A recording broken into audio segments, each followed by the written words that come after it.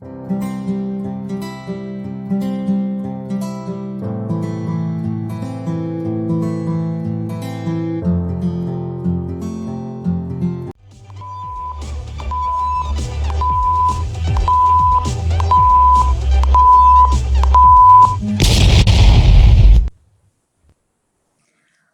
a todos, muito bem-vindos a este dia maravilhoso, portanto, esta conferência de Temos que falar sobre isto, porque de facto temos mesmo que falar sobre isto. Hoje nós vamos falar da introdução alimentar.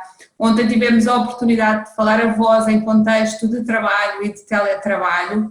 Portanto, temos ainda mais 2 dias pela frente em que vamos falar do fortalecimento das relações familiares no âmbito da pandemia. Portanto, ninguém estava preparado para esta situação que nos encontramos atualmente e, portanto, vamos debater esse assunto e dar algumas ferramentas também. Sábado, dia 25, às 10 da manhã, portanto, mudamos a hora no sábado, é às 10 da manhã, vamos falar de comunicação de alta performance para crianças. Portanto, é um tema pelo qual eu tenho um especial carinho, portanto, gosto imenso deste tema e sou eu que irei também falar neste dia. Porque na verdade falamos todos os dias e é um pouco estranho, no mínimo, o falar ser das coisas mais difíceis e dos receios maiores que as pessoas têm é o falar em público.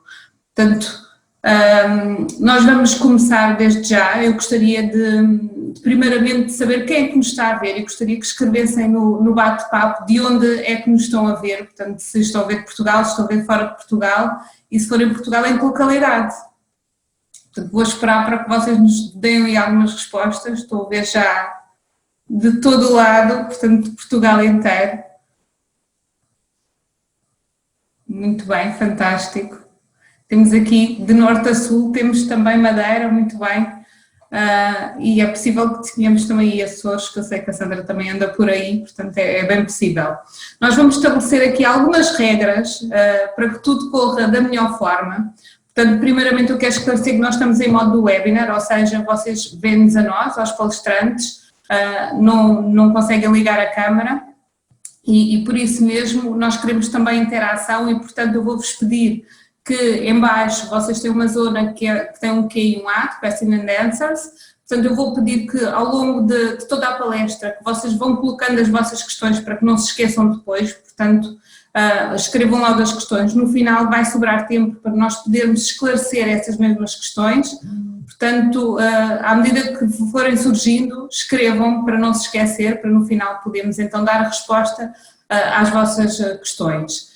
Eu sugeria que tivessem um bloco de apontamentos, porque vão ser muitas as aprendizagens, temos oradoras espetaculares, como vocês puderam já ver no programa, e portanto eu sugiro mesmo que tenham um bloco de apontamentos para poderem escrever todas as aprendizagens que foram ter agora aqui ao longo do tempo. Portanto, no final vamos ter também uma oferta especial para todas as pessoas que estão aqui hoje.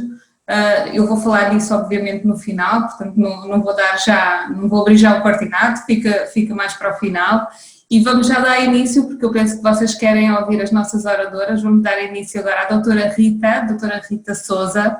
A doutora Rita Sousa é pediatra no Hospital CUV Sintra, é coautora da página de saúde infantil o Beabá da Pediatria, portanto penso que devem conhecer. Se não conhecerem, vão lá à página e façam um gosto para conseguirem seguir a página, porque de facto elas fazem partilhas super interessantes. Portanto, eu vou neste momento passar a palavra à doutora Rita, muito bem-vinda. Olá, muito boa noite a todos. Obrigada, Vera, pela apresentação. É com muito gosto, muito prazer estar aqui esta noite a falar sobre esta temática que é tão interessante e que suscita tantas dúvidas e tantos anseios aos pais. Nós temos esta noção na consulta que os pais têm sempre muitas dúvidas em relação à questão da alimentação, se estão a fazer as coisas de forma correta, se não estão. E portanto, a verdade é que estas dúvidas surgem porque escreve-se muita coisa, existe uma grande variabilidade também nas recomendações, variabilidade esta que não significa sempre que as orientações que estão a ser fornecidas estejam erradas. Portanto, na verdade, o que nós temos assistido é que nos últimos anos há uma maior flexibilidade na forma como os alimentos são introduzidos e, salvo algumas regras que nós precisamos de devido, devemos respeitar, acima de tudo, sempre o ritmo e o desenvolvimento do bebê e respeitar as famílias. Portanto, o que eu vou falar agora, vou falar sobre algumas novidades, as novidades que têm surgido nos últimos anos, e depois vou passar a palavra à doutora Sara, que vai apresentar alguns casos clínicos práticos, pronto, e que depois as pessoas que estão a assistir podem interagir e podem colocar as suas questões e retirar as suas dúvidas. Portanto, eu vou então compartilhar aqui a tela com a apresentação. Portanto, penso que estão a ver.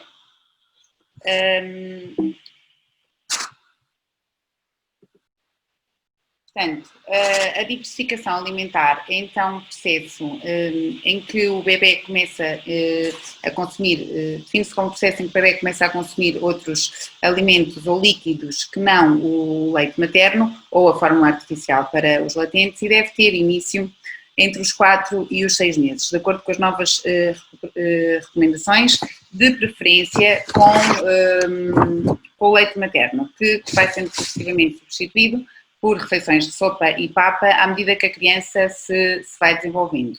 Portanto, este processo deve estar completo entre os 12 e os 24 meses, altura em que a criança já deve participar das refeições da família. Deve então permitir um aporte de nutrientes adequado às suas necessidades, estimular e acompanhar o desenvolvimento motor e minimizar o risco de alergias e intolerâncias alimentares, para que seja então a base de uma alimentação saudável no futuro e que possa prevenir também a obesidade infantil. Portanto, este esquema alimentar que aqui está representado é o esquema baseado nas recomendações da Sociedade Portuguesa de Pediatria, lançadas em 2012.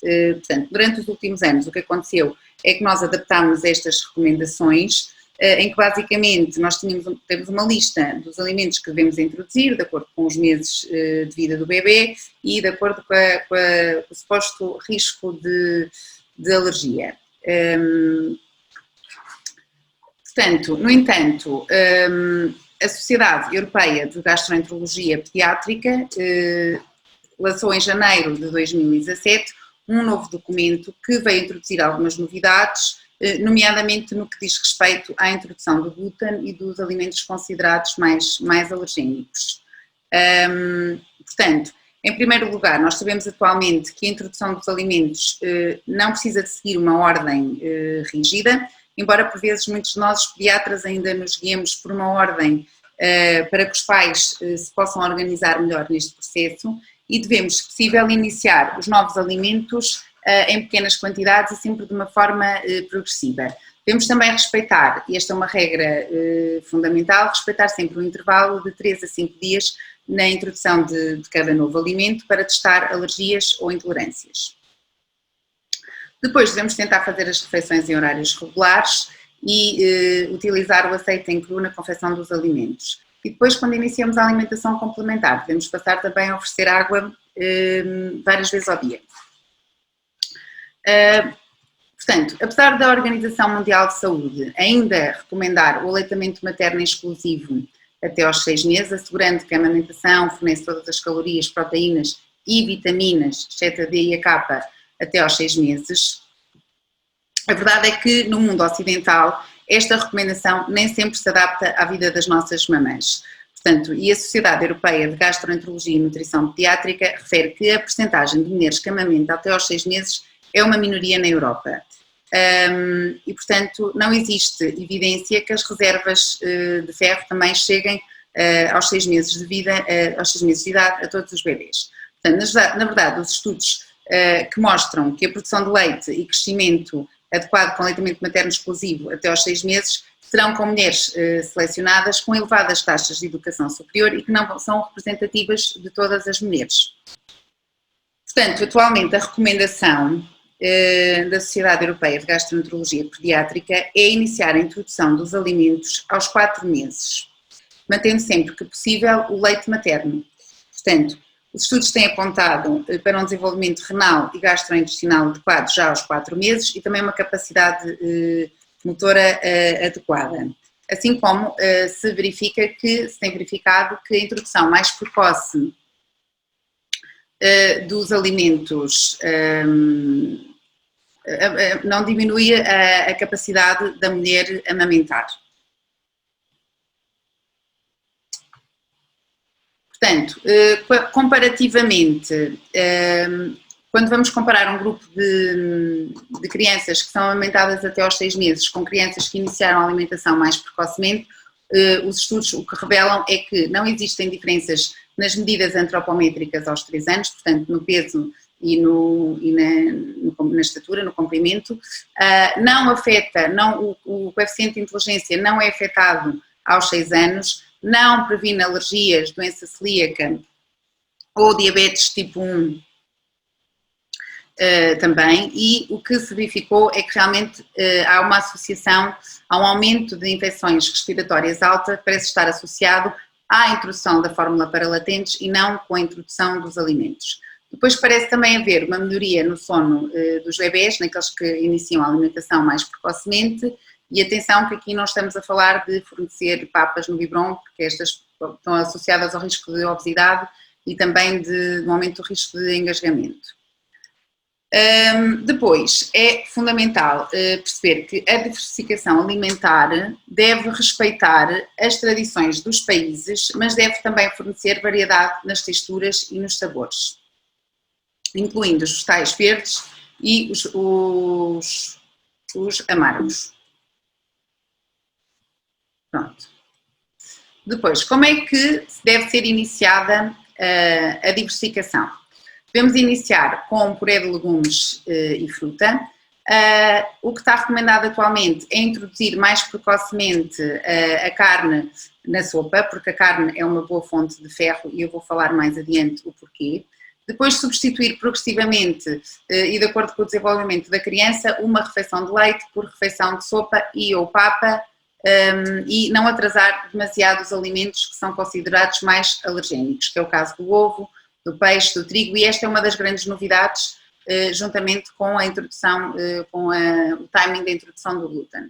Portanto, o que se verificou e o que os estudos têm demonstrado é que os alimentos considerados mais alergénicos, como o amendoim, o ovo, o trigo, o peixe, podem ser introduzidos em qualquer idade a partir dos 4 meses, porque parece que a introdução precoce do ovo cozido, ali por volta dos 4, 6 meses, e do amendoim, entre os 4 e 11 meses, parece estar associada a uma redução do risco de desenvolver alergia. Também a introdução precoce do peixe mostrou diminuir o risco de alergia, os estudos têm demonstrado que parece diminuir o risco de alergia e também de desenvolver rinite a posteriori. Depois, em relação ao glúten, o glúten, anteriormente as recomendações era que o glúten devia ser introduzido aos 6 meses por causa do suposto aumento do risco de desenvolver doença celíaca. Atualmente as novas recomendações é que o glúten pode ser introduzido entre os 4 e os 12 meses, no entanto, deve-se evitar consumir grandes quantidades nas primeiras semanas após a introdução e, em geral, nos 2 primeiros anos de vida. O que se verificou é que a data de introdução do glúten pode atrasar as manifestações da doença celíaca, mas não vai evitar que esta se desenvolva. Depois, em relação ao ferro. O ferro, o que está recomendado é que se consuma alimentos ricos em ferro, porque o ferro é fundamental não só na prevenção da anemia, como também o ferro tem uma grande importância no desenvolvimento da criança em geral e no neurodesenvolvimento em particular.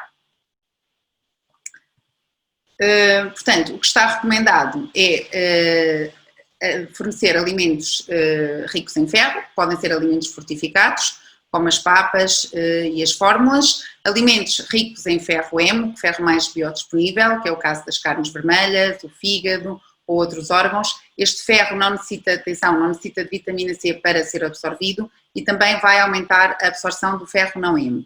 E depois temos os alimentos ricos em ferro não hemo, que são as leguminosas, os vegetais de folha verde, as frutas secas, as oleaginosas e os cereais fortificados em ferro.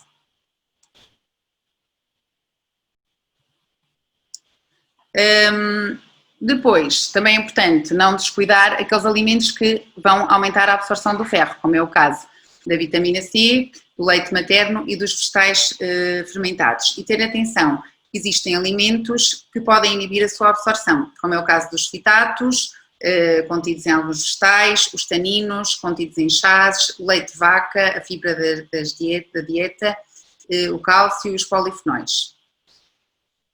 Depois, em relação ao leite de vaca, nunca deve ser usado como bebida principal antes dos 12 meses, porque além de uma maior carga proteica, é pobre em ferro e também diminui a absorção de ferro. Também, quando é consumido em grandes quantidades, vai diminuir o consumo, de uma forma indireta, vai diminuir o consumo de alimentos em ferro, porque a criança que bebe muito leite acaba por comer, por se alimentar de alimentos, por comer em menor quantidade de alimentos ricos em ferro. Portanto, depois, em relação ainda ao leite de vaca, houve estudos que demonstraram que um consumo de leite de vaca superior a 600 ml por dia a partir dos 8 meses de idade estará associado a maior risco de obesidade aos 10 anos de idade, isto porque o leite de vaca, quando é consumido em grande quantidade, tem excesso de proteínas, tem excesso de gordura e tem excesso também de calorias. As fórmulas infantis também mostraram aumento de peso e altura aos 36 meses, mas não aos 10 anos. Portanto, a partir do ano, aconselha-se um consumo moderado de lacticínios, cerca de mais ou menos 500 ml por dia, que podem ser consumidos em leite meio gordo, em iogurte e em queijo. Depois temos aqui a questão do açúcar e do sal. O que se recomenda, o sal não deve ser usado na confecção das refeições, nem devem ser consumidos alimentos com sal até aos 12 meses. Portanto, o açúcar também não deve ser adicionado aos alimentos e os doces não devem ser consumidos antes dos 2 anos. Os sumos de fruta e as bebidas açucaradas também devem ser evitados. Depois temos outros alimentos específicos que a criança deve evitar, como é o caso do mel. O mel está proibido, não deve ser fornecido até aos 12 meses de idade, não só por ser basicamente açúcar, mas também pelo risco da criança poder desenvolver uma doença muito grave, que é o botulismo. De preferência, o mel não deve ser consumido antes dos 2 anos de idade, embora já seja permitido após o primeiro ano. Depois temos o caso do funcho, o chá usado para as cólicas, que revelou ter compostos carcinogénicos e, portanto, não há segurança do seu uso nas crianças. E depois temos as bebidas de arroz, pelo seu conteúdo em arsénico, que também não estão recomendadas. As outras bebidas vegetais podem ser introduzidas em pequenas quantidades, como por exemplo na preparação de uma papa, mas nunca devem ser usadas como bebida principal. Depois também os alimentos que possam provocar engasgamento, como é o caso das amêndoas, das uvas inteiras, das pipocas, das avelãs. Alimentos pequenos que possam aumentar o risco de engasgamento também não estão recomendados. E depois alimentos que não tenham sido adequadamente conservados ou preparados e que possam estar contaminados por micro-organismos causadores de diarreia, como é o caso da carne, dos ovos e dos mariscos crus. Em relação à suplementação vitamínica e mineral, apenas está recomendado por rotina a vitamina D a todos os bebês, após a primeira semana de vida e pelo menos até ao primeiro ano. E no caso das dietas vegetarianas, a conversa será outra, estas só devem ser realizadas sob uma adequada supervisão médica, uma vez que devem ser assegurados o consumo suficiente de vitamina B12, de vitamina D, de ferro, de zinco, de folato, de LC-pufas, proteínas e cálcio, assim como a riqueza de nutrientes e energia da dieta. Os pais devem ter então a noção de que as dietas vegan sem suplementação acarretam um grande risco para a criança, não só em termos de cognição, desenvolvimento cognitivo, como também podem mesmo levar à morte. Depois vamos aqui falar sobre outra questão, que é o baby-led weaning, que tem estado muito em voga, e que consiste numa espécie de um desmame orientado pelo bebê.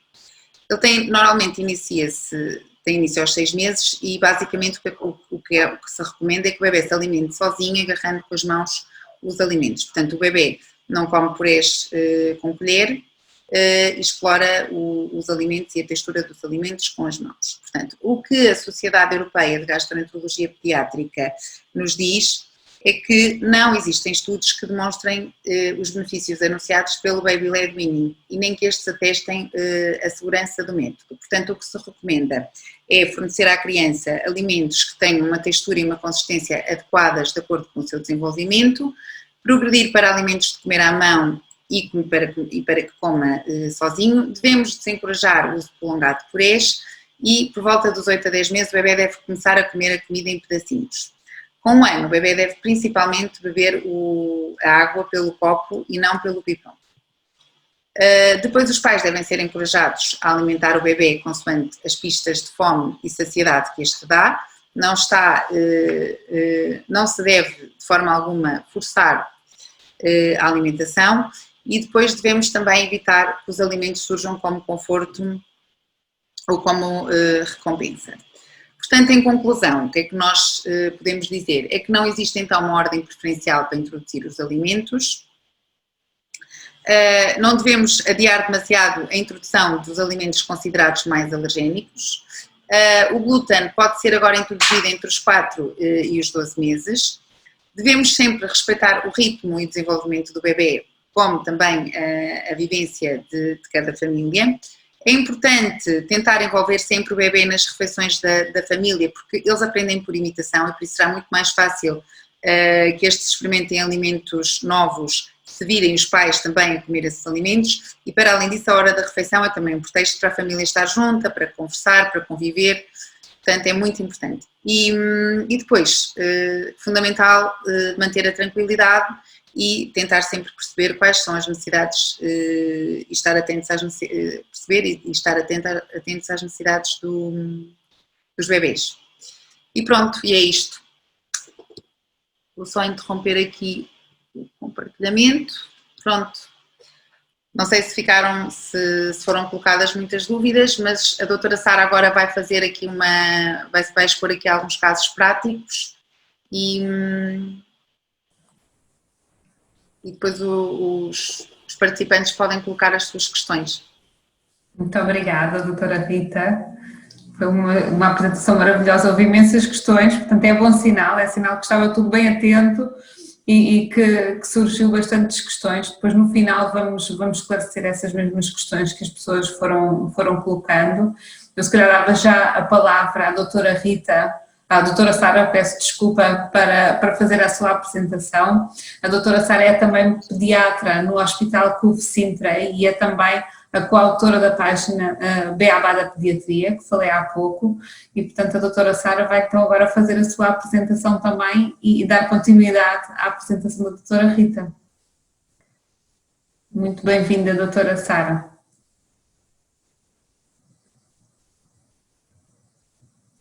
Tem só que ligar o microfone, em baixo do lado esquerdo. Já está? Não estão a ouvir? Excelente. Já, estamos a ouvir muito bem.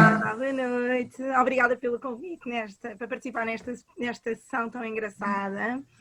E, portanto, vou falar sobre uma coisa que faço todos os dias na minha consulta. Portanto, falar sobre alimentação é uma coisa normal para mim, que eu gosto bastante. E com a minha apresentação vai ser mais prática. Portanto, a Rita falou nas recomendações atuais. Mas, no fundo, isto são regras que não se aplicam a todos os... Quer dizer, aplicam-se aos bebês, mas cada caso é um caso.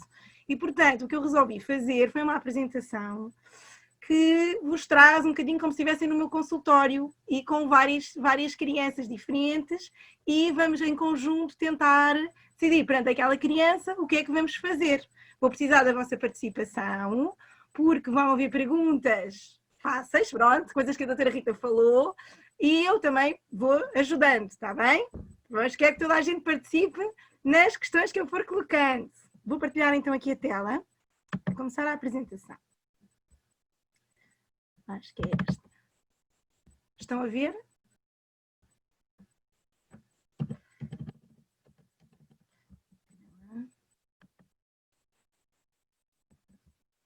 Estão a ver ou não? Sim.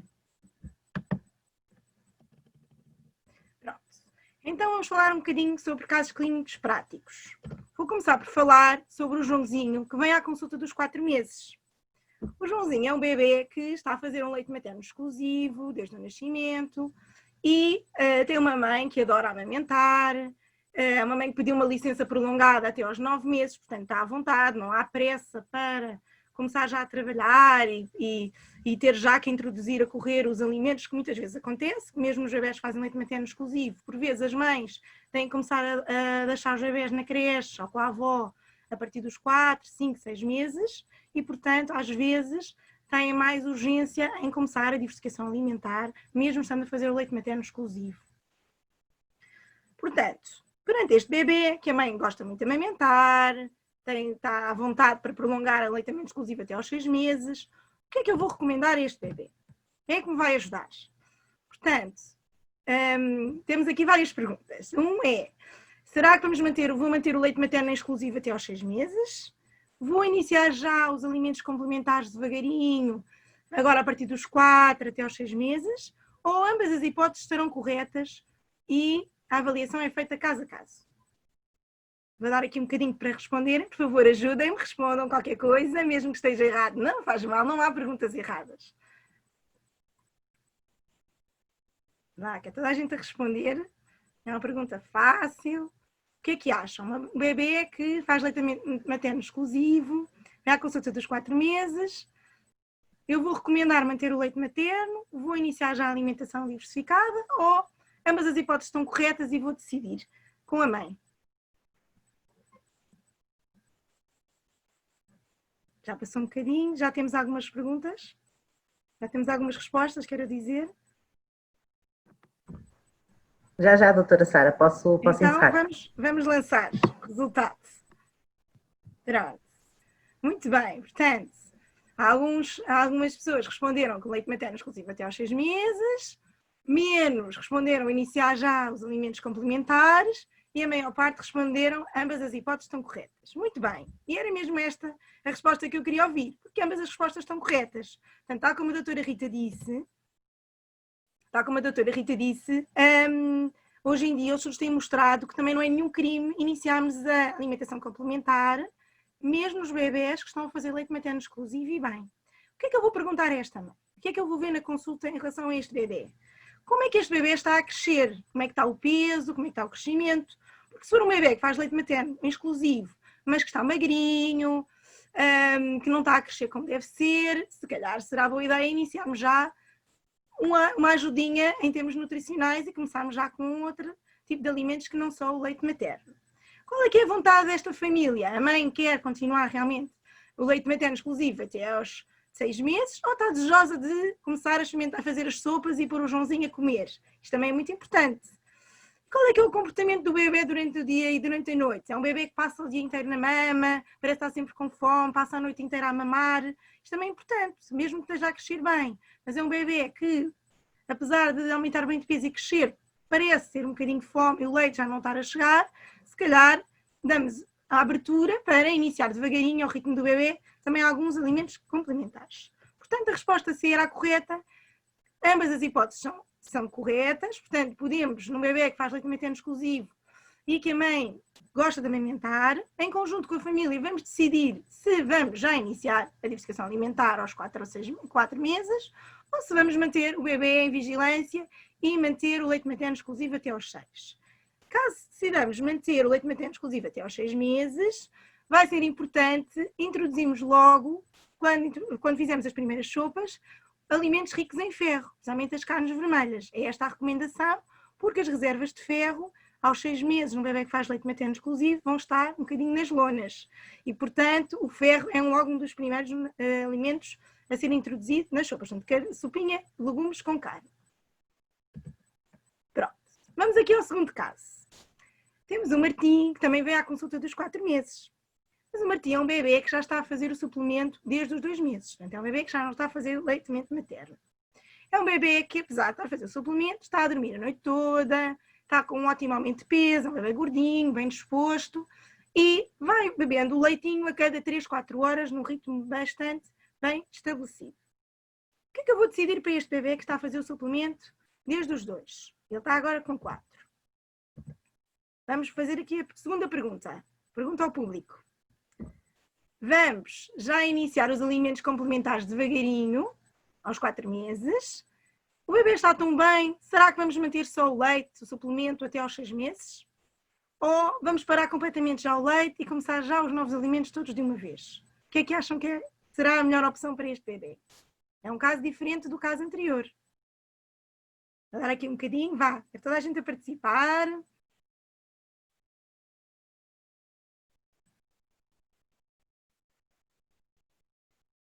Vá. Quero essas dedinhos a clicarem. Sentiu? Todas as respostas são bem-vindas. Já temos algumas respostas? Já, doutora Sara. Então vá. Vamos ver. Resposta do público. Muito bem. Responderam tal e qual como eu queria. Portanto, é um bebê que não está a fazer leite materno. Portanto, neste bebê, a questão não se vai colocar. Então, é um bebê que, mesmo estando confortável, a aumentar bem de peso, a dormir a noite toda, faz sentido iniciar já aos 4 meses, devagarinho, ao ritmo do bebê, os alimentos complementares. Portanto, as espinhas, as papas, ao ritmo deste bebê. Muito bem. Estão atentos. Pronto. Cá está. A introdução é gradual, respeitando o ritmo e o desenvolvimento do bebê, e um alimento de cada vez, vigiando sempre as alergias, tal como são as recomendações. Portanto, as recomendações são poucas, no fundo é introduzir uma coisa de cada vez e vigiar as alergias. Portanto, como é que vamos... Portanto, vou falar com o bebê, com a mãe do bebê, que é o primeiro filho, não sabe nada sobre alimentação. O que é que eu vou dizer a esta mãe? Vamos então começar devagarinho por substituir uma refeição de leite por uma refeição sólida. Geralmente, uma sopa eu geralmente prefiro, portanto é completamente indiferente. Começar com a sopa e fruta ou começar com a papa. Eu, por motivos, em termos práticos, portanto, isto, hoje em dia as regras e os estudos dizem que é indiferente, mas eu, por motivos práticos, para não habituar logo o bebê ao doce, gosto mais de começar com os legumes e com a fruta, porque acho que é mais saudável. Mas, se o bebê não gostar nada, os pais depois podem optar e passar à papa, está bem? Portanto, uma refeição única de leite, de papa, de sopa, quero dizer, já me estou a baralhar toda. Portanto, começamos por uma refeição ao almoço de sopa e fruta. E depois, à medida que o bebê vai crescendo, vamos substituindo as outras refeições de leite por mais refeições de colheres. Os elementos são introduzidos gradualmente a cada 3 dias. Por exemplo, eu introduzi hoje a cenoura, vou vigiar 3 dias esta sopa com cenoura e não vou introduzir coisas novas para não baralhar a minha vigilância. Ao final dos 3 dias, se o bebê está ótimo, não ficou inchado, não fez uma urticária, não houve assim nada de especial que se passasse nestes 3 dias com este novo alimento, no 4º dia já vou experimentar outra coisa nova. Pronto, por exemplo, agora vou experimentar a banana e lá vamos de 3 dias vigiar se houve reação à banana. E, portanto, a ordem particularmente dita dos alimentos é um bocadinho diferente e é ao gosto dos pais. Pronto. Hoje em dia também está recomendado que os alimentos ricos em ferro devem ser introduzidos precocemente, como por exemplo a carne na sopa. Portanto, no meio destas experiências de legumes e frutas, vamos também, a certa altura, começar a colocar um bocadinho de carne na sopa e a partir daí as sopas começam a ter carne. À medida que os meses passam e ao ritmo do bebê, vamos aumentando o número de refeições sólidas para 3 por dia. E geralmente o bebê fica a fazer a sopa e a fruta ao almoço e ao jantar e ao lanche fica a fazer a papa ou o iogurte. E o resto das refeições de leite. Como é que vamos fazer a primeira sopa? Portanto, lá está, estou a falar com uma mãe que nunca teve, não teve outros filhos e não sabe nada destas coisas. Portanto, geralmente, na primeira sopinha, fazer uma sopa só com um legume é muito difícil. Portanto, uma sopa só com uma batata não vai saber nada e o bebê não vai querer. E, portanto, nós nesta primeira sopa lá fazemos uma sopa com 3 legumes, 2 ou 3 legumes. Por exemplo, legumes básicos, uma batata, um bocadinho de cebola e cenoura e fazemos 3 dias esta sopa porque não temos mais nada para oferecer nesta fase. Vigiamos os 3 dias a alergia. Pronto, se ao final de 3 dias não houve qualquer reação, lá podemos nós introduzir outro legume na sopa. É assim que normalmente fazemos. Como é que vamos fazer? Pomos os legumes alumbrando, bater muito bem com pouca água, porque normalmente as sopas são cremosas. Devemos sempre acrescentar um fiozinho de azeite à sopa e lá está, a cada 3 dias introduzir um alimento novo. A sopa também pode ser congelada em doses individuais e vir a servir mais para a frente. Nunca se coloca sal na sopa. Pronto. Agora temos aqui o Martim, que começou então as sopinhas e estas refeições, tal como eu tinha indicado, e vem já à consulta com 6 meses.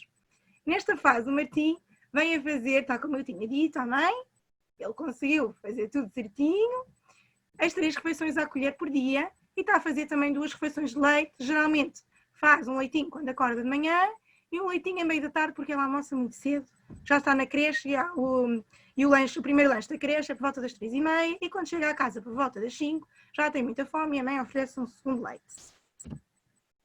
E dorme a noite inteira. O que é que eu vou recomendar fazer ao Martim nesta consulta dos 6 meses? A partir dos 6 meses, até as novas recomendações, eram aos 6 meses que introduzíamos o glúten. Hoje em dia temos liberdade para introduzir o glúten a partir dos 4. Podemos introduzir o glúten entre os 4, os 6, os 12. O que está recomendado hoje em dia é que sejam pequenas quantidades até fazerem pelo menos 1, 2 anos de vida. Portanto, eu costumo introduzir o glúten muito gradualmente, através de uma bolachinha sem açúcar, através de uma colher de pão, que podemos começar a dar ao bebê para roer, ou através de uma mistura em pequenas quantidades de papa com glúten e sem glúten misturadas, para não haver logo uma grande quantidade de glúten assim introduzida. Aos 6 meses, vou indicar à mãe para continuar a fazer experiências de novos alimentos, a cada 3 dias, temos de experimentar o ovo, o peixe, o iogurte, frutas tropicais, frutas variadas, sempre com aquela regrazinha dos 3 dias, vamos por aqui fora experimentando coisas novas. A partir dos 6 meses, e se o bebê mostrar interesse, podemos começar a estimular a finger food, mas sempre em complemento com as sopas batidas. Portanto, os pais estão a comer, o bebê mostra interesse, podemos começar a dar ao bebê um bocadinho de fruta em pedacinhos pequeninos, um bocadinho de brócolis para ele agarrar e colocar na boca, para ele sujar. Podemos dar liberdade aos bebês para agarrar na comida, brincar, experimentar novas texturas e novos sabores. É assim que eles aprendem. Quando o Martim vem à consulta dos 12 meses, vem a fazer 5 refeições por dia. Mantém as 3 refeições à colher, ou seja, o almoço e o jantar de sopa com carne, peixe e fruta, e 2 refeições de leite. E já vem também a comer sopa, um segundo prato com a mão ou com a colher e fruta aos pedaços. Portanto, o Martim está fantástico, está a fazer tudo tal e qual como eu queria que ele fizesse. Quais é que são as recomendações que eu vou dar ao Martim agora na consulta dos 12 meses? A partir dos 12 meses, vamos dizer aos pais que a alimentação a partir de agora deve ser parecida com a da família. Portanto, estimulamos cada vez mais os alimentos sólidos, manter sempre o segundo prato após a sopa. A alimentação, lá está, deve ser igual à da família, portanto, mesmo que a família esteja assim a comer coisas um bocadinho já mais elaboradas, já se o Martim mostrar interesse e já comer bem as outras coisas, também podemos, porque não, deixar o Martim experimentar devagarinho as coisas que faltavam. Com o tempo, se começarmos a verificar que o Martim está a comer super bem o segundo prato, a proteína, a carne, o peixe na sopa começam a reduzir até parar. Pronto. Já não faz sentido estarmos a dar excesso de proteína, portanto, proteína em excesso na sopa e no segundo prato, pode fazer mal ao rim. As recomendações também é a partir dos 12 meses, pode ir contactando com leite de vaca, portanto, através, por exemplo, de um purê feito com leite, os iogurtes, já são iguais aos nossos, aos 12 meses, o molho branco, umas natas, pronto, pode ir contactando com leite de vaca, mas o ideal é manter um leite adaptado, então os leites de forma, ou o leite materno, obviamente, até aos 24, mas o leite Martim não estava a fazer leite materno, já estava a fazer suplemento.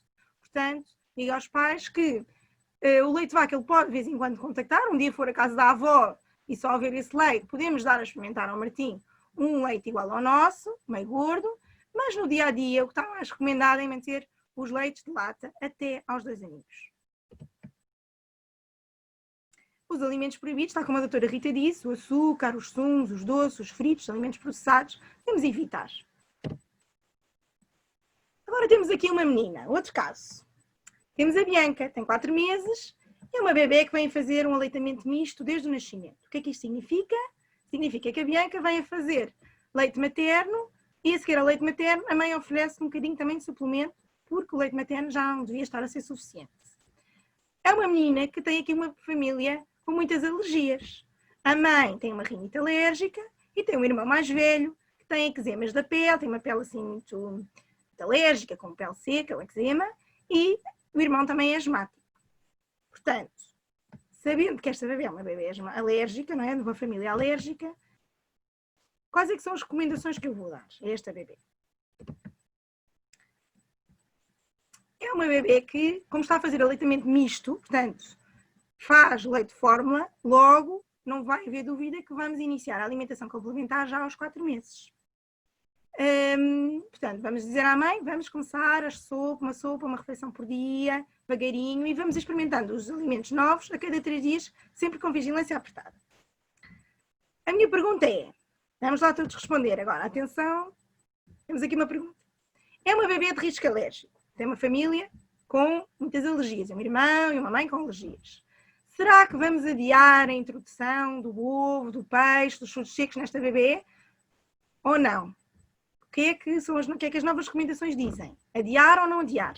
Quem é que teve a prestar atenção na sessão da doutora Rita?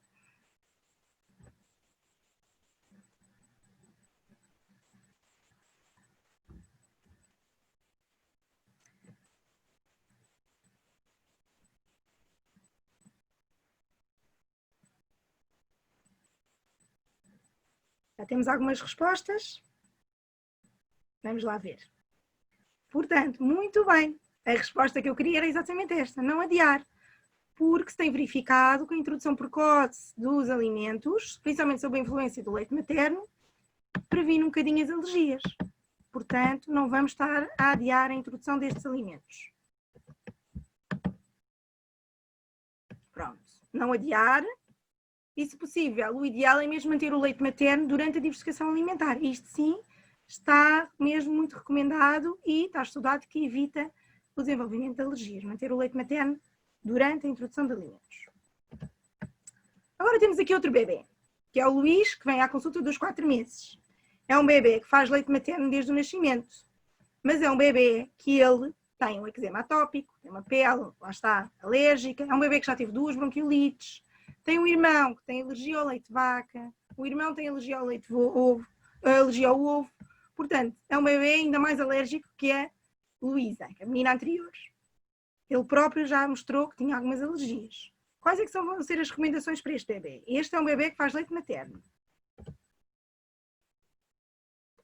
Vou recomendar este bebê, de acordo com a vontade da mãe ou não, manter o leite materno ou iniciar a alimentação complementar. Vai depender daquelas coisas que falámos no primeiro caso. Portanto, se o bebê está a crescer bem, se a mãe está à vontade, se vai trabalhar, se não vai trabalhar, se é um bebê que se parece confortável quando mama, fica horas, a fio ou não. Pronto. Introduzir aos 4 a 6 meses ou manter o leite materno, vamos decidir em família. Mesmo que se opte por iniciar aos 4 a 6 meses, vamos pedir à mãe para manter o leite materno, para que diminuamos o risco de alergias. As experiências dos novos alimentos, tal como nos outros bebés todos, vão ser feitas a cada 3 dias e sempre com vigilância apertada. Não vamos também adiar a introdução de alimentos como o ovo, o peixe, o trigo e os frutos secos. Mas ele tem um irmão com uma alergia às proteínas de leite de vaca, ou seja, uma alergia ao leite, aos leites de fórmula, e uma alergia ao ovo.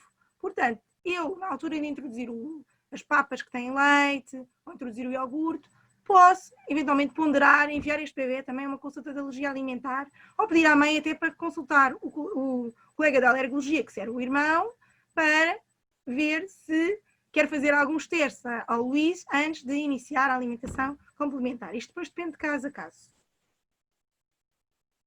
Pronto, eu acho que este era o meu último caso.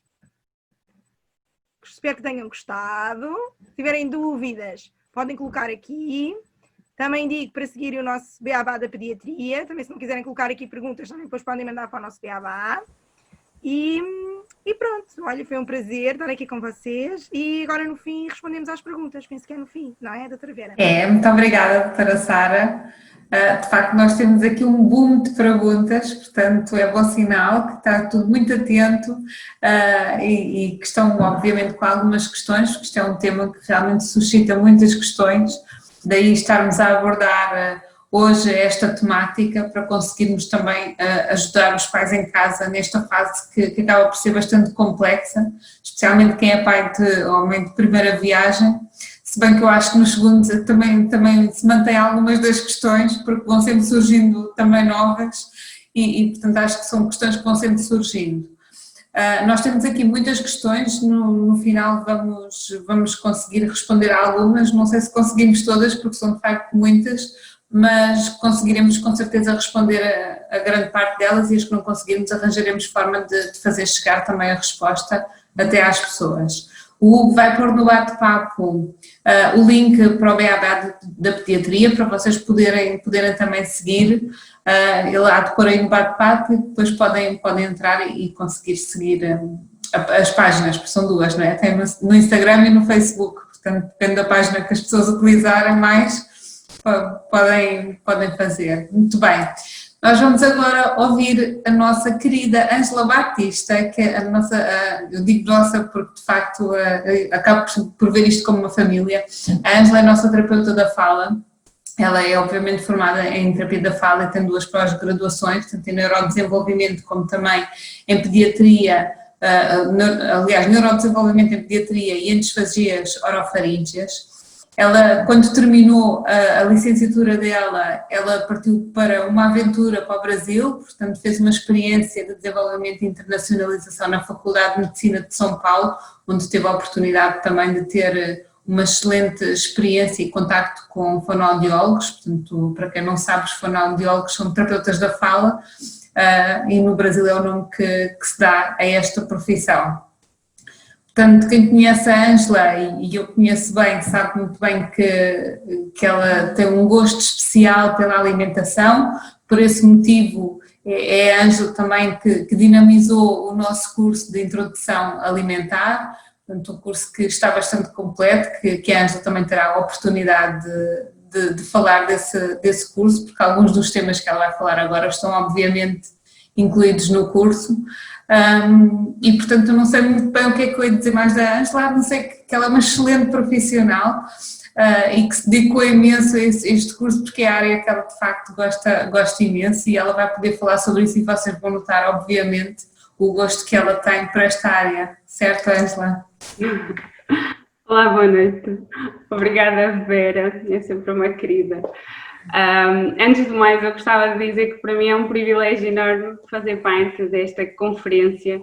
Eu acho mesmo que já tínhamos mesmo que falar sobre isto, todos juntos, e de facto acho que a grande vantagem de hoje é ter a oportunidade de estar aqui enquanto terapeuta da fala, juntamente com profissionais da área da pediatria e da nutrição. Acho que isto é uma oportunidade incrível que se calhar todos nós temos vindo a sentir que é importante partilharmos esta informação. E do ponto de vista da terapia da fala, eu gostava de começar por dizer, obviamente, enquanto terapeuta da fala tenho que falar destas coisas, que é assim, na nossa atividade profissional, nós vamos vendo muito a evolução de determinadas áreas, ou seja, nós vemos como podemos ajudar no estabelecimento de um padrão de sucção, depois como o bebê se vai desenvolvendo e desenvolve mastigação, a aceitação de diferentes texturas, não é? Como tudo isto se relaciona com a capacidade de deglutição, coordenação dela com a respiração, e depois como a criança aos poucos vai desenvolvendo a capacidade de fala, adquirindo linguagem, não é? Até que cresce, e depois olhamos para as outras áreas da comunicação e da voz. Portanto é todo um desenvolvimento da pessoa, não é? Que nós temos a oportunidade de olhar e de vermos aqueles pontos que vão sendo cruciais em termos de desenvolvimento, e como todos se ligam, não é? E como todo o desenvolvimento da pessoa se interliga. E, de facto, o que nós acrescentamos, no ponto de vista da terapia da fala, o que nós gostamos de observar nesta área da introdução alimentar, tem a ver com um bocadinho de... Nós falamos muito da alimentação, não é? Obviamente, do aporte nutricional e hídrico que as crianças precisam para se desenvolver, mas eu gostava de estabelecer aqui, assim, uma diferença entre alimentação e comer. Entre alimentar, não é? Nutrir, dar alimentos e garantirmos que a criança tem lá o que precisa para se desenvolver, e o ato propriamente dito de comer, não é? Quando nós pensamos no comer, pensamos no ato de comer, pensamos na parte motora, na parte de mastigação, na parte da integração sensorial, e é isto que nos interessa um bocadinho a nós, não é? Porque é esta parte desta competência mais motora, mais funcional, que vai ter também muitos impactos, quer na capacidade de se alimentar, mas em muitas outras funções do desenvolvimento orofacial. E de facto o que nós sabemos é que vão existindo assim, ao longo de todo o desenvolvimento da criança, nós sabemos que há janelas de oportunidade, não é? Há determinadas competências que se desenvolvem em determinados períodos e sobre as quais se desenvolvem depois outras competências. E às vezes, quando não aproveitamos essas janelas ou arranjamos estratégias para lidar com isso, o que é suposto desenvolver-se a seguir fica um pouco condicionado, ou pode haver algumas consequências.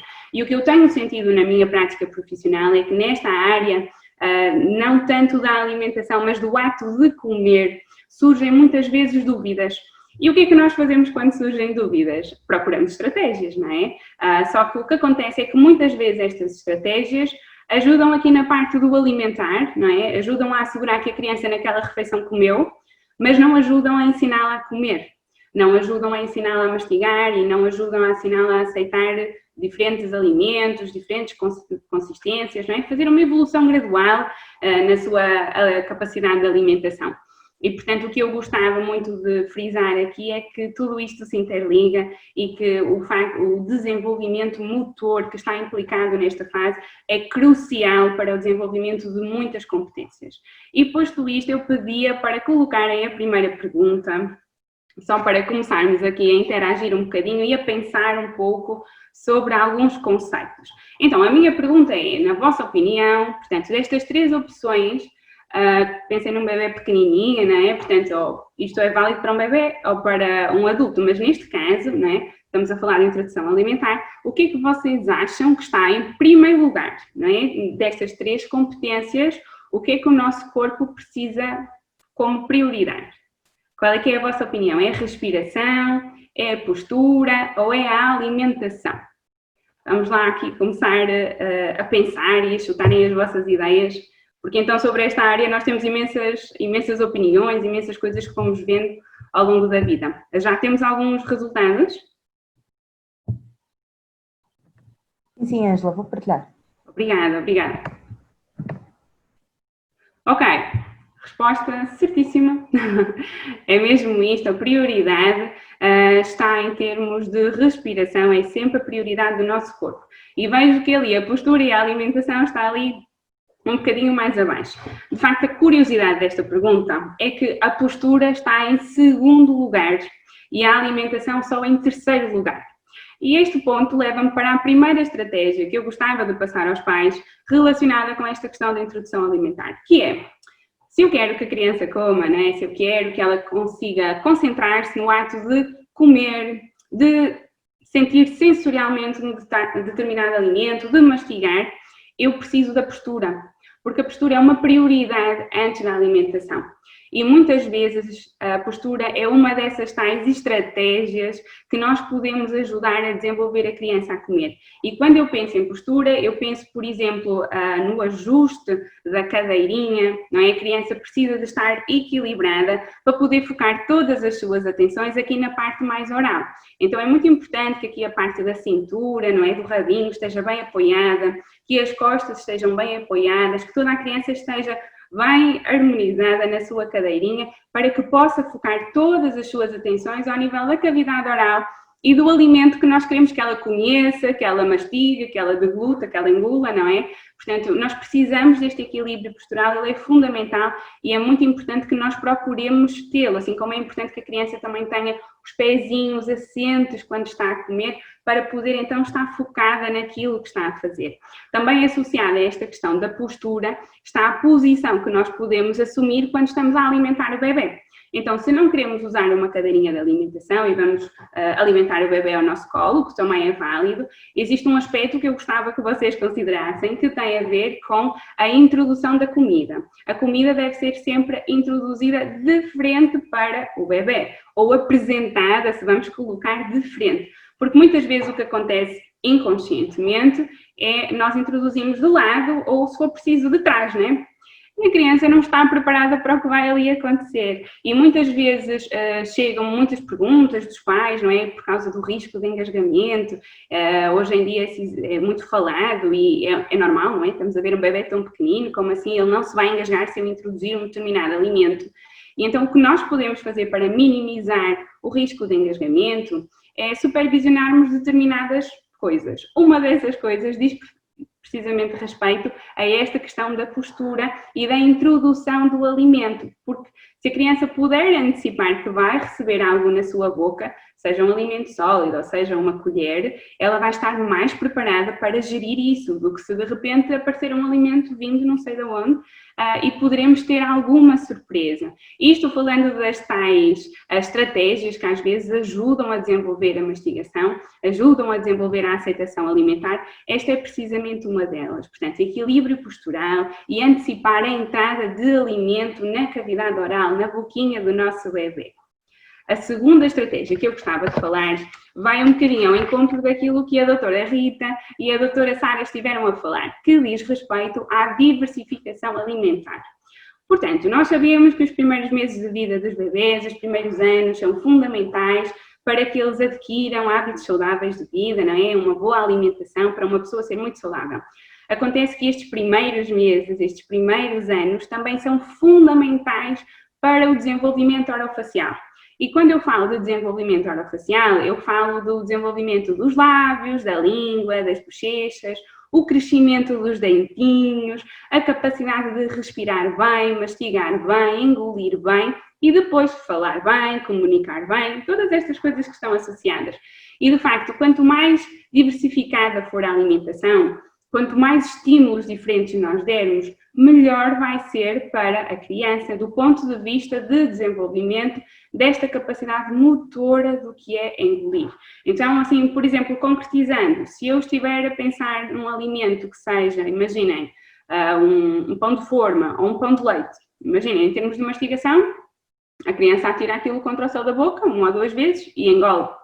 Se eu comparar isto, por exemplo, a uma fruta em pedacinhos, ou mesmo que seja um puré mal feito, não é? De fruta com algum tipo de textura diferente, eu vou estar a promover uma certa competência motora. Porque o que nós queremos é que as crianças adquiram esta noção, não é? Cada alimento tem um sabor diferente, tem uma textura diferente, tem uma temperatura diferente. A força que é preciso desenvolver para mastigar determinados alimentos é diferente, não é? E esta competência de força, o tempo de mastigação, o número de ciclos mastigatórios, que vai fazer muita diferença quando nós pensamos neste desenvolvimento muscular e de crescimento ósseo da face. Então é fundamental que a alimentação seja diversificada, que haja uma introdução assim gradual e sistemática de vários alimentos para darmos à criança essa oportunidade de experimentar muito este padrão, experimentar muito diferentes consistências e desenvolver bem esta competência muscular da qual depende o processo de alimentação, não é? Uma criança não pode comer se não tiver competências motoras orais para. E isto é um ciclo, não é? Umas coisas relacionam-se com outras coisas. E posto isto, eu pedia que pusessem a segunda pergunta, por favor. Só para criarmos aqui um bocadinho mais, pensarmos um bocadinho em mais alguns temas. Portanto, por onde é que, na vossa ideia, não é? Onde é que acham, se tivessem que começar, não é? Se chegassem à vossa doutora, à vossa pediatra, e ela dissesse que podem começar a introduzir, e vocês chegavam a casa, o que é que escolhiam? Cereais, frutas ou legumes? Na vossa opinião, o vosso instinto, aquilo que se lembram que foi feito com vocês, têm alguma ideia do por onde é que iriam começar? Vamos lá responder, dizer aí algumas coisas. Quando já tivermos algumas respostas, por favor, podemos ir avançando. Ok, que lindos, toda a gente a responder legumes, que bem! Ok, boa. Então, assim, de acordo com o que a doutora Sara falou há pouquinho, de facto não existe uma norma mundial que diga qual destes três é o melhor de sempre para se começar. De facto, a alimentação, se há assunto que é multicultural, é a alimentação. Cada país, cada família tem os seus hábitos e as suas rotinas que têm que ser tidos em consideração quando estamos a falar deste tipo de introdução alimentar, não podem ser de maneira nenhuma descurados. E também existe o facto de que cada bebê tem um desenvolvimento diferente, então houve uma gravidez diferente, houve um parto diferente, uns foram alimentados com leite materno, outros foi com a fórmula, e isto já faz diferença na aceitação alimentar, sabem? Porque a fórmula sabe praticamente sempre a mesma e o leite materno não. Então, quando nós vamos introduzir um novo sabor, isto pode ser diferente, a aceitação que o bebê vai ter pode ser diferente de acordo com muitos aspectos. Então, não existe uma norma específica, mas existe uma ideia, que é: nós sabemos que o gosto por sabores frutos, por sabores doces, é inato. E então, à partida, nós enquanto espécie, iremos sempre gostar de coisas doces. Portanto, se eu opto por fazer uma introdução com sabores doces, onde vou escolher uma fruta muito doce ou onde vou escolher uma papa de frutas muito doce, eu vou estar a perpetuar e a estimular algo que, à partida, eu sei que o meu bebê já vai aceitar. Então, eu vou perder aqui uma janela de oportunidade, uma janela porque é nesta fase que o bebê está predisposto a experimentar diferentes alimentos, a experimentar diferentes texturas, e eu vou estar a perder esta curiosidade que o bebê naturalmente vai ter, e vou estar a perpetuar algo que ele à partida já aceitaria, e pode acontecer que depois, quando então eu quiser introduzir um legume ou algo que por sinal depois também tem uma consistência diferente, haja uma resposta maior. E este é outro tópico que eu gostava só de sublinhar um bocadinho aqui, que é nestas questões da introdução alimentar, e falo isto porque os casos que me chegam são de crianças com aos 2 anos, são muito seletivas em relação a determinadas texturas e acabam por comer uma quantidade muito reduzida de alimentos, por exemplo. De facto, o que nós temos e o que nós sabemos é que temos que fazer uma diversificação alimentar. E muitas vezes a interpretação que nós damos às reações que as crianças fazem quando apresentamos algum alimento é que podem ser uma questão a pensar. Porque é muito fácil e é muito rápido dizermos, ele não gostou disto, não é? Então vou assegurar e vou ali dar outra frutinha que eu sei que ele vai gostar. E, de facto, isto não acontece de um dia para o outro, isto é um processo, como já foi falado, é preciso incentivar e colocar lá determinados alimentos para o bebê ter a oportunidade de experimentar e de integrar sensorialmente. A integração sensorial é que vai guiar a parte motora da mastigação e, portanto, nós temos que dar esta oportunidade. Portanto, não existe uma norma, uma resposta certa ou errada em relação a esta pergunta, deixo-vos assim por curiosidade e para pensarem como conseguem introduzir isso no vosso dia-a-dia, tendo em conta os alimentos que costumam consumir, aquilo que vos parecer mais acertado, mas sabendo isto, que temos aqui uma oportunidade de estimular a aceitação de outros sabores e que isso faz assim toda a diferença na variabilidade de alimentos que o bebê vai aceitar mais tarde, quando crescer mais um pouco. E posto isto, vou para a minha terceira estratégia, que vai um bocadinho ao encontro de algo que me chega muito em termos de questões hoje em dia e que nós vemos muito na internet, vemos em muitas publicações, muitos blogs e muito mais, que tem a ver com a questão da abordagem a utilizar para a introdução dos alimentos. O que eu gostava de sublinhar aqui é que, do nosso ponto de vista, a abordagem mais importante é uma abordagem multissensorial. Porque nós não podemos esquecer que, acima de tudo, nós queremos promover a capacidade de mastigar, porque ela nos interessa do ponto de vista de competência motora oral e de desenvolvimento da face, e, portanto, se eu quero que a criança mastigue, eu tenho que variar o que vou apresentar. Então, eu quero apresentar estímulos diferentes. E esta parte da abordagem multissensorial não tem só a ver com a alimentação propriamente dita, tem a ver com o apresentar a comida ao bebê, deixá-lo cheirar, deixá-lo tocar, né? A tal questão da finger food, dos sólidos ou de semissólidos ou mais cozido, ou mesmo que sejam papinhas, deixar a criança tocar. Porque o que vejo muitas vezes é o pai ou a mãe estão a dar assim a colherinha ao bebê e naturalmente o bebê vai com a mão à boca ou à colher. E naturalmente os pais vão e fazem assim, porque é o mais normal. Mas de facto o que a criança está a fazer é ir sentir o que está aí para a boca dela, não é? Porque lembrem-se que até aqui tudo que ela conhece ou é a maminha da mãe ou é o biberão. E de repente nós estamos a introduzir um sabor novo, uma temperatura nova, numa colher diferente, que pode ser de plástico, pode ser de inox, e de repente estamos a levar isto à boca do bebê. E o que ele precisa de fazer é conhecer. E de facto o que nós sabemos que está associado a esta questão da abordagem multissensorial é que a parte tátil das sensações está diretamente relacionada com o que o bebê vai aceitar na boca. Então é muito importante o bebê pegar, sentir, cheirar, levar à cara, levar à boca, porque só depois de ele aceitar em termos táteis um alimento na mão, é que ele também vai aceitar tranquilamente que esse alimento vá para a boca. Não significa que não haja crianças que não aceitam logo a colher, claro que há, mas voltamos ao princípio, quando alguma coisa se calhar então está a ser difícil na aprendizagem deste ato de comer, então temos que ver assim estes pré-requisitos que estão em baixo, se estas necessidades estão satisfeitas, o que é que podemos fazer para ajudar o bebê então a aceitar na sua boca alimentos diferentes, não é? Então vamos deixá-lo brincar um bocadinho. cheirar um bocadinho, levar à boca, sempre vigiando, sempre assegurando condições de segurança, obviamente, que são fundamentais, mas não nos podemos esquecer que nós estamos a apresentar alimentos ao bebê e que esta parte do desenvolvimento é fundamental para que ele se alimente bem e mastigue corretamente, tenha um adequado desenvolvimento.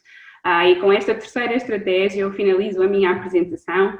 Gostava só de sublinhar que esta área, de facto, é uma área pessoalmente que me diz muito e que faz, lá está, enquanto terapeutas, nós todos os terapeutas neste momento verificam muito esta questão, é que ela tem um papel crucial no desenvolvimento das funções orais das crianças, sempre.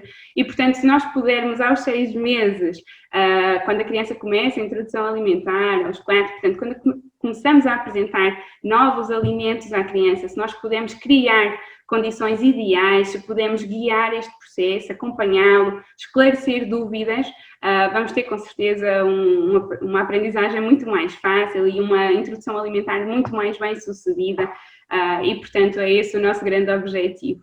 Agradeço mais uma vez a oportunidade, Vera, de estar aqui a conversar um pouco sobre isto. Agradeço muito poder estar aqui a conversar com as colegas da pediatria e da nutrição e muitos parabéns aos pais e a todos os cuidadores que estão aqui a assistir a este webinar, porque de facto é espetacular que haja alguém à procura, não é, destas respostas e que queira saber mais, é mesmo muito bom. Muito obrigada a nós, Ângela, é sempre um gosto ouvir-te, quem ainda não tinha tido a oportunidade, com certeza agora ficou a conhecer-te e é sempre um gosto. A forma como tu falas da introdução alimentar. Depois vamos também ter aqui algumas questões que deixamos para o final. Vamos neste momento ouvir a doutora Mariana Abdecassis. É um gosto ter aqui a doutora connosco, ela é licenciada em Ciências da Nutrição e portanto mestrada em Nutrição e desenvolveu ainda a sua tese na área da nutrição na gravidez e pós-parto. Portanto, que é a área principal que atua neste momento. Fez uma certificação em nutrição desportiva e a formação em Nutri-Coaching também, e para quem não sabe, a doutora Mariana foi autora de 4 livros bastante conhecidos, A Dieta Perfeita, As Receitas da Dieta Perfeita, ou Vamos Conhecer os Alimentos, que é um livro que é dedicado aos mais novos, e ainda mais recentemente publicou também o Guia Prático para uma Gravidez Saudável. Portanto, é apologista de ser saudável, é uma forma de estar na vida, correto, doutora Mariana? Olá, boa noite. Agradeço imenso o convite. Fez a minha apresentação completa e eu agradeço, porque ia começar por explicar exatamente isso, que pediatria não é exatamente a minha área.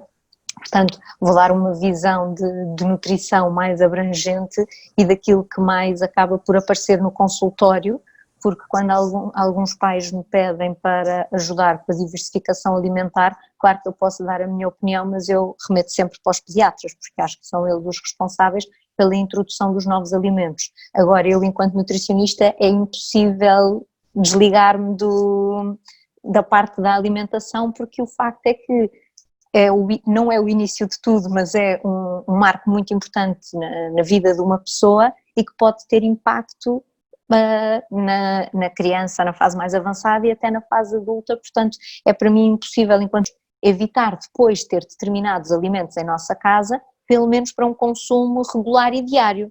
Agora, nós podemos sim direcionar a alimentação dos nossos filhos para alimentos melhores ou alimentos piores, de acordo com aqueles que devem ser consumidos diariamente ou daqueles que devem fazer parte da nossa alimentação esporadicamente, e cabe-nos a nós fazer esse guia de alimentação aos nossos filhos, mas sem termos que estar a dizer este alimento bom, este alimento é mau. É simplesmente, eu tenho alimentos saudáveis em casa para consumo diário e a criança pode escolher aqueles alimentos diariamente e, por outro lado, vou evitar ter em casa alimentos que sejam de pior qualidade, por serem mais ricos em gorduras de má qualidade, de açúcares ou do que seja. Portanto, esses alimentos que não devem fazer parte da alimentação diariamente, simplesmente não devem estar disponíveis de uma forma regular.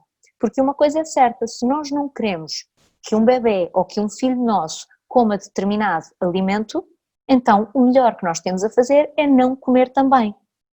Porque de nada serve nós queremos estar a dar o exemplo e depois, de exemplo falado, e depois termos uma atitude diferente em relação a nós, porque a relação porque aquilo que os bebés veem que nós fazemos é muito mais importante do que aquilo que nós fazemos. Já não sei se foi a doutora Rita ou a doutora Sara que estavam a dizer isso, que as crianças aprendem por imitação, muito mais por aquilo que os pais dizem, que eles muitas vezes não percebem, eles vão a imitar aquilo que veem.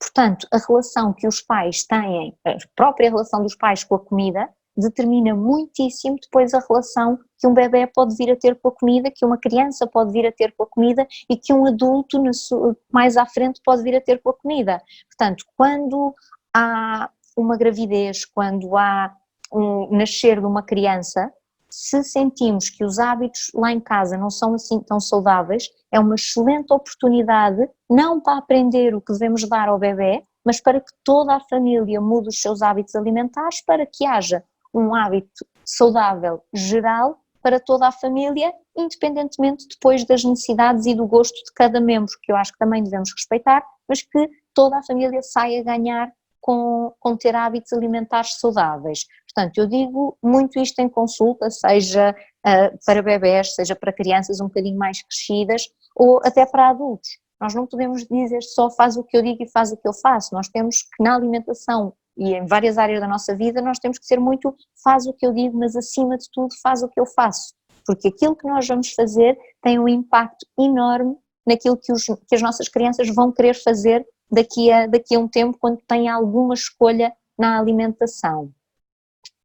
Pronto, e é giro ver, e isto vem muito na minha área de atuação na consulta, que é giro ver que a relação com a alimentação, a relação que o bebê vai ter com a alimentação, começa muito antes da introdução alimentar, porque a alimentação que a mãe tem durante a gravidez, a alimentação que a mãe tem durante a amamentação, tem um impacto muito grande na alimentação do bebê, porque mesmo sem eles se aperceberem, o nível de aceitação por diferentes alimentos, os gostos pessoais, vão ser muito condicionados por a alimentação que eles receberam logo durante a gravidez, porque há determinados sabores que passam através da placenta, claro que não de uma forma notória e igual aos alimentos que os consumimos aqui, mas tanto passa através da placenta líquida amniótica que o bebê vai sentindo diferentes sabores, como também estávamos a falar há bocado que o próprio leite materno, ao contrário das fórmulas que têm um sabor e uma composição nutricional estanque, o leite materno vai tendo diferentes sabores de acordo com a alimentação que a mãe faz. Portanto, quanto mais diversificada for a alimentação de uma mulher grávida, quanto mais alimentos saudáveis forem ingeridos durante a gravidez, mais é a aceitação depois por parte dos bebés e também, por incrível que pareça, nós achamos que eles não reparam, mas também mais é a vontade que eles têm de experimentar determinados alimentos.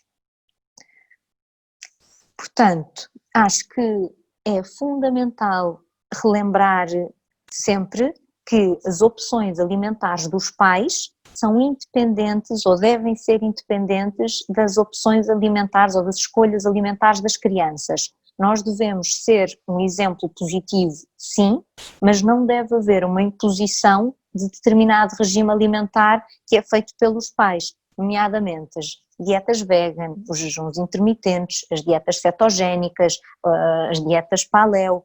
São opções dos pais que não devem ser impostas nem devem ser passadas para um bebé sem haver um questionário prévio de eu faço esta escolha alimentar, ok, está adaptado para mim que eu sou um adulto, mas será que isto vai dar os nutrientes que o meu bebé precisa? Será que é adaptado? Será que eu preciso de impor já um regime alimentar a um filho meu, mesmo que seja uma questão cultural, uma questão social? Será que vale a pena eu impor já este tipo de escolhas alimentares ou o bebé depois poderá decidir por si, que obviamente vai ter sempre a influência da alimentação dos pais, mas o que eu acho é que tudo o que seja regimes mais restritivos, tudo o que seja regimes que possam pôr em causa os nutrientes que um bebé precisa, deve ser pensado. E por mais que uma mãe vegan pense, ok, eu se der suplementos ao meu bebé, ele vai conseguir todos os nutrientes que precisa, vamos questionar, porque será que um bebé pequeno deve tomar suplementos alimentares? Na minha opinião, enquanto nutricionista, enquanto profissional de saúde, a resposta é não. porque um suplemento vem complementar uma alimentação que não está equilibrada de base e que está com um déficit de algum nutriente. Portanto, se nós conseguimos atingir tudo através da alimentação, o meu conselho enquanto nutricionista é fornecer efetivamente através da alimentação, porque os nutrientes estão nos alimentos na sua matriz natural e conseguimos determinados nutrientes, vitaminas, minerais no seu estado puro e que vão nutrir o nosso organismo de uma forma completamente diferente do que se tomarmos exatamente a mesma dosagem, mas proveniente de um suplemento. Portanto, todos os regimes alimentares que possam não garantir todas as necessidades, eu aconselho a que não seja feito de uma forma tão precoce e que se faça uma introdução alimentar consoante aquilo que está direcionado como o mais saudável para um bebê pequeno. Porque o que eu assisto é que se há uns anos nos deparávamos se calhar um bocadinho com os excessos alimentares dos bebés e havia muito o incentivar das papas e se calhar tínhamos bebés com excesso de peso porque os pais queriam muito alimentar os bebés e viam isso como uma forma de saúde. Hoje a sociedade depara-se se calhar com o oposto, em que há um fundamentalismo tão grande em relação à alimentação, em relação a determinados nutrientes ou determinados alimentos, que corremos o risco também de estar a passar para o extremo oposto e de estarmos num quadro de déficit porque está em prol de sermos muito saudáveis. Portanto, eu peço sempre, não devemos ser fundamentalistas em relação a nada, em relação à alimentação, em relação a qualquer cultura, em relação até a um partido político, não, devemos nos questionar, isto faz-me realmente bem? Eu estou a conseguir aquilo que o meu corpo precisa realmente ou não? E tomar depois as decisões em função disso, obviamente que sempre com o auxílio da pediatra dos bebés, mas é este o apelo que eu faço, é olhar para a saúde num todo e questionarmos sem seguirmos modas e perceber o que é que realmente faz sentido para cada um e o que é adaptado para cada idade. Era esta a mensagem que eu queria deixar e qualquer dúvida que possam ter estou disponível, quer agora nesta fase de perguntas, como também através do meu site ou da minha página de Instagram, estarei sempre disponível para responder a qualquer pergunta que possa surgir. Agradeço imenso o convite. Muito obrigada, Mariana. A Mariana foi esclarecendo algumas questões também dos participantes, nós fomos fazendo aqui fomos fechando algumas questões precisamente porque foram dadas algumas respostas ao longo das apresentações e de facto ainda temos aqui bastantes para responder e vamos tentar dar resposta a todas e eu até iria começar com a pergunta do Rómulo, perguntou logo no início, penso que terá sido direcionada possivelmente à doutora Rita, porque foi logo durante a apresentação da doutora Rita, qual é que é o impacto do uso das tecnologias multimédia como forma de distração da criança durante as refeições da mesma. Portanto, não sei se a doutora Rita está aí, se quer responder aqui à nossa questão. Tem que pôr o microfone, tem que ligar o microfone. Nós sabemos que deve ser evitado. Ter estas estratégias para alimentar as crianças de todo. Portanto, se gostamos de evitar ao máximo os ecrãs na vida das crianças atualmente, muito mais na hora das refeições. Eu acho que não é recomendado todo, portanto é de evitar. Não sei se era essa a questão que... Sim, eu penso que sim, relativamente aqui a outra questão, a Filipa pergunta se a Organização Mundial de Saúde recomenda a amamentação exclusiva até aos 6 meses, por que iniciar a alimentação antes disso? Eu penso que eu respondi a algumas, mas não sei se respondi a esta. Fui respondendo a algumas perguntas, por que iniciar a alimentação? Portanto, eu tenho ideia que respondi a esta, mas o que está recomendado... A OMS recomenda, a Sociedade Europeia de Gastroenterologia Pediátrica diz que, apesar de tudo, aos 6 meses, eu acho que expliquei isso na apresentação, já correu um risco, além de não ser muitas vezes compatível com a vida ocidental, das mulheres que começam a trabalhar mais cedo, a maior parte das mulheres faz uma licença de 5 meses e, portanto, é muito complicado depois manter o aleitamento exclusivo. Para além disso, é a questão do ferro, em que aos 6 meses as reservas podem já estar esgotadas e, portanto, existe uma vantagem em iniciar os alimentos mais cedo, para não deixar que estas reservas se esgotem e que se possam comprometer o normal crescimento e desenvolvimento cerebral da criança. Uhum. Muito bem. Temos aqui também a pergunta da Vanessa, se as carnes vermelhas devem ser introduzidas logo após o leite materno. Logo após, inicialmente, quando são introduzidas as sopas, sim, mais precocemente é o que está recomendado agora, é fortificar alimentos fortificados em ferro o mais precocemente possível. Sim. E agora está aqui outra pergunta da Ana, não sei se será direcionada à doutora Rita ou à doutora Sara, que é relativamente à questão de congelar a comida, se não retira os nutrientes dos alimentos. Eu sei que já vi aqui outra questão também que era relacionada também com o congelar a comida. Portanto, pelos vistos, isto não está muito claro. Sim. O ideal é sempre dar os alimentos frescos, mas obviamente que se for necessário, eu acho que não há problema nenhum de vez em quando oferecer uma sopa congelada, numa situação de SOS, ter sopa congelada para poder oferecer. Não sei se a doutora Sara concorda comigo. Às vezes, o ritmo de vida das mães, nem todas têm a oportunidade e tempo para fazer sopa todos os dias. Portanto, há sempre a opção de congelar, não é? O guardar no frigorífico também é uma opção, mas atenção que no verão não aguenta muitos dias, pode ganhar bactérias. Portanto, 2 dias no máximo no frigorífico, no congelador, pode guardar e usar mais ao tempo. Depende da vida. Pode até fazer menos quantidade de sopa, que dure menos tempo, porque a verdade é que no verão a sopa pode dar mais rapidamente o calor. Muito bem. Agora uma questão para a Ângela, em que a Rosemary diz que a filha tem 2 anos e que é muito seletiva para os alimentos e que já tentou muita coisa. Portanto, ela não tem uma questão específica, mas fala relativamente aqui a dificuldade que ela está a passar nesta seletividade dos alimentos da filha. Gostarias de comentar isto, Ângela? Então, não é muito fácil comentar assim à primeira questões de seletividade alimentar, não é? Porque, como foi explicado, tudo o que tem a ver com os alimentos é preciso analisar muitos fatores.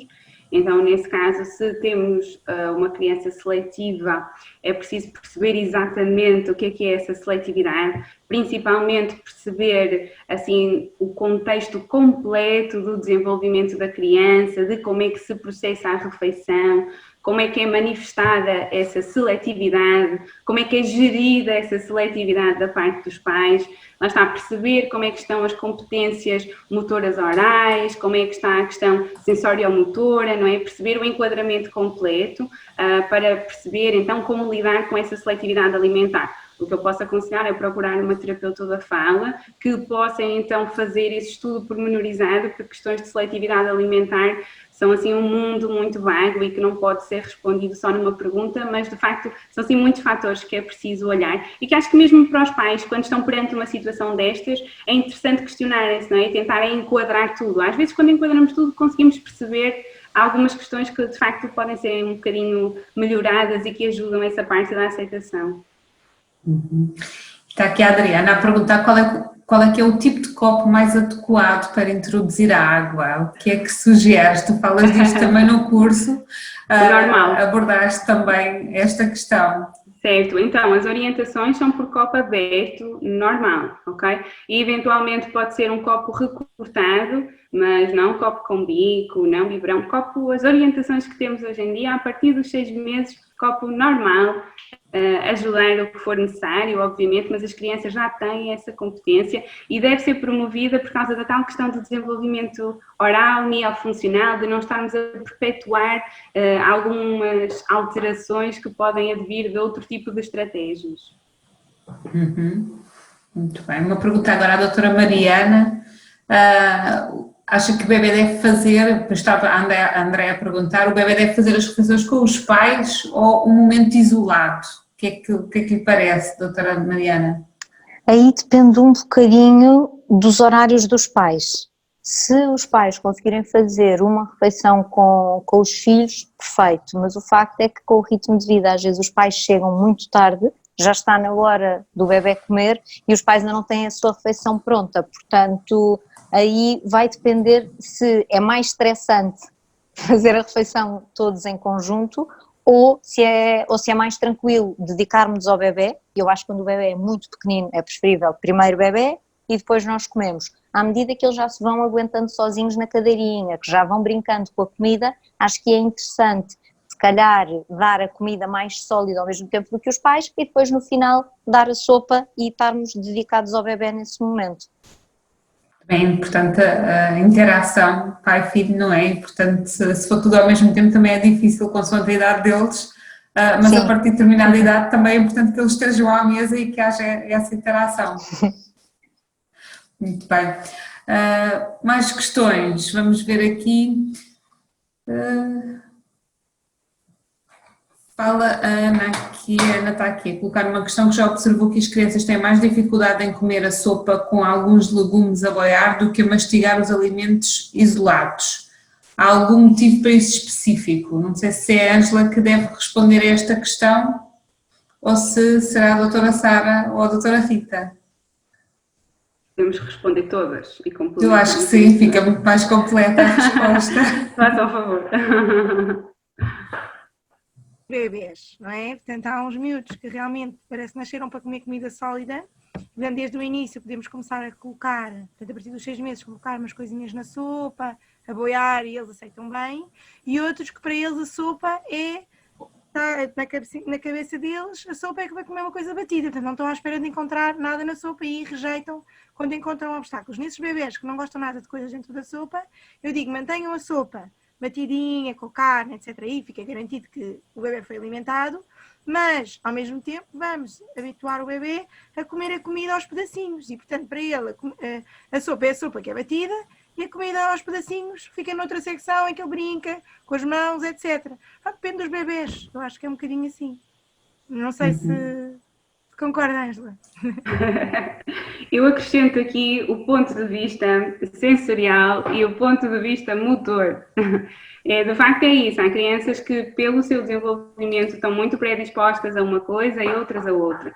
Agora o que nós temos que considerar é que quando temos uma sopa com pedacinhos, estamos a pensar em duas consistências diferentes, estamos a pensar num líquido e num sólido, provavelmente também em sabores diferentes, e às vezes há crianças que têm capacidade já estão mais habituadas, mais predispostas para aceitar tudo isso na sua boca e gerir, e outras que não. Isto pode acontecer por uma questão sensorial, mas também pode acontecer por uma questão de competência motora e pode acontecer por questões em que as duas não estão em acordo, pode acontecer por questões, lá está, aquela questão que falavam há pouco do quão a refeição é mais tranquila, do quão não existe uma pressão pode ter acontecido algum tipo de episódio que tenha provocado algo à criança, uma má experiência e que depois se associa. Então é sempre importante contextualizar para percebermos, mas esta questão sensório-motora está sempre presente e tem que ter sido sempre em consideração. Muito bem. E está aqui a Marlisa a perguntar que as crianças até aos 6 meses mostram dificuldade em tolerar diferentes texturas. Qual é que é a conduta que as pediatras recomendam? Até aos 6 meses? Quer dizer, aos 6 meses, mas está. Portanto, aos 6 meses, lá está, depende das características daquele bebê, tal como falámos agora mesmo. Portanto, há uns que já olham para a comida dos pais, já tentam agarrar, etc., e que vão conseguir comer muito bem, agarrar e comer esses alimentos sólidos. Os outros, a partir dos 6 meses, vamos treinando. O que eu costumo recomendar é manter a sopa com a carne e a frutinha, e o segundo prato vamos treinando as texturas e tal, e brincar ao mesmo tempo que os pais estão a comer. Vamos colocando umas coisinhas ali na mesa e devagarinho, sem pressas, ao ritmo do bebê, eles vão aprendendo. Se nós não fizermos esse treino, é que fica mais difícil. Às vezes os pais têm medo, que os bebés se engasguem, acham que eles são muito pequeninos, mas eles vão aprendendo, vão devagarinho. Bem, a Catarina e a Carla colocam aqui as duas que estão relacionadas com a proteína. A Catarina pergunta, diz que a filha tem 5 meses e que já iniciou a sopa com carnes brancas, e quando é que pode iniciar as carnes vermelhas? E a Carla pergunta-nos aqui como é habitual iniciar a proteína pelas carnes brancas, pode-se começar pela vitela, por exemplo? Tal como nós já dissemos, hoje em dia não há assim uma regras específicas que digam que tem que ser este alimento primeiro e este alimento depois. Portanto, no fundo, isto é tudo um bocadinho ao ritmo e da vontade dos pais. A única regra que existe é uma coisa de cada vez. Ou seja, portanto, a bebê que já experimentou as carnes brancas, experimentou vigiar 3 dias, sempre o frango, já vigiou 3 dias o peru, pode agora passar a experimentar a vigiar 3 dias a vitela, sem problema nenhum. A bebê, que pergunta se pode começar antes com a carne vermelha, claro que sim. Introduz a carne vermelha, vigia 3 dias, está feito. É indiferente, a ordem. Ok.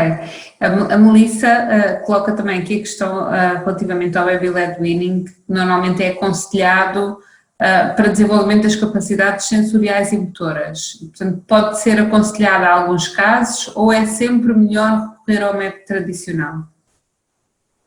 Vamos recorrer aos dois métodos. Quer dizer, o Baby-led weaning só em exclusivo eu acho que não é recomendado, mas se calhar o que nós costumamos até recomendar é apresentar os alimentos, por exemplo, os legumes cozidos, para que as crianças possam explorar a textura, possam explorar e possam levar o alimento à boca e depois a seguir oferecer a sopa, ou seja, misturar aqui um bocadinho de Baby-led weaning com o método tradicional.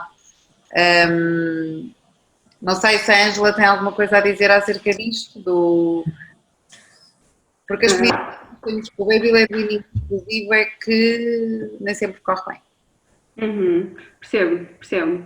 Então, assim, do nosso ponto de vista, o que nós achamos interessante é um método participativo, né, em que a criança tem uma componente ativa no seu processo de alimentação, não é? Esta disponibilidade para experimentar texturas, estar à vontade no seu espaço, mas de facto aqui a ressalva que nós temos que fazer ao Baby-led weaning é que existem estes princípios, quer em termos das quantidades nutricionais que são ingeridas e que são necessárias ao desenvolvimento da criança, assim como as condições de segurança que estão associadas. Eu acho que existem demasiados aspectos nesta área que é muito importante os pais saberem antes de se aventurarem num Baby-led weaning, também para ficarem mais tranquilos, também para perceberem um pouco melhor o que é importante estabelecermos de base, mas sim, é um bocadinho por aí.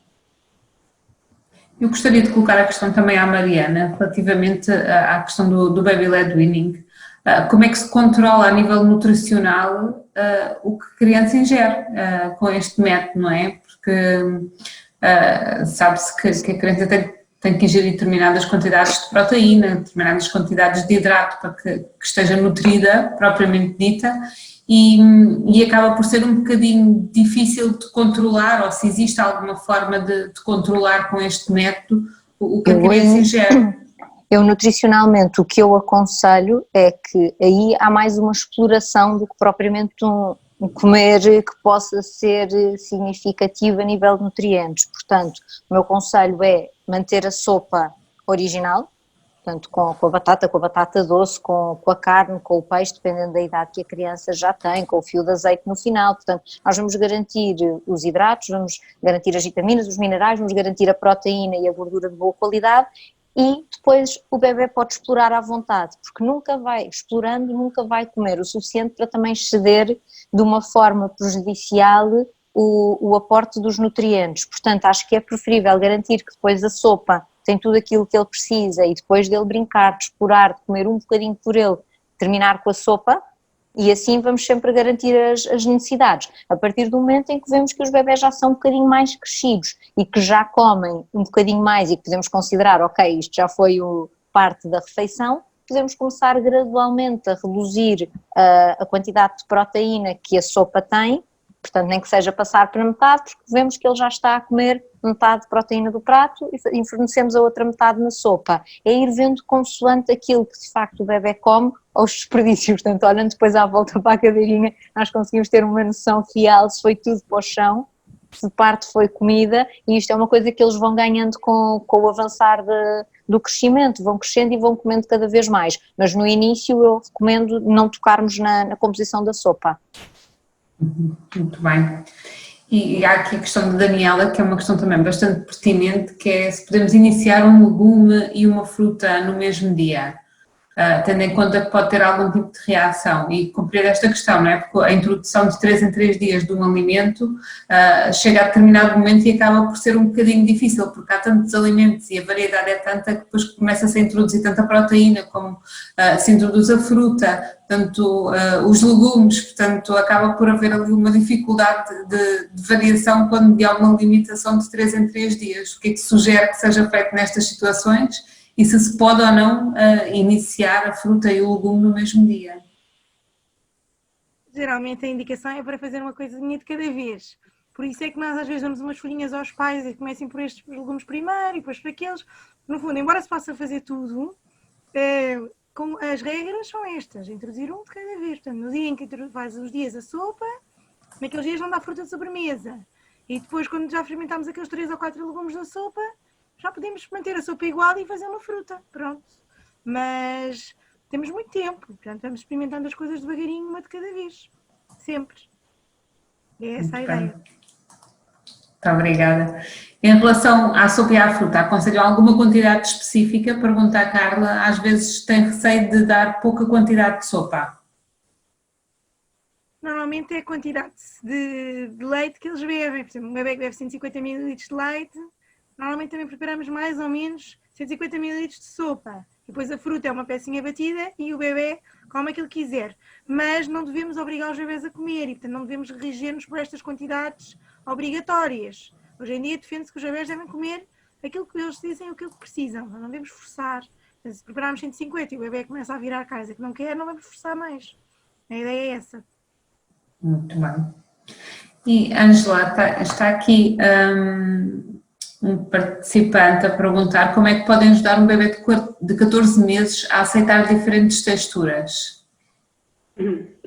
Usando todos os sentidos.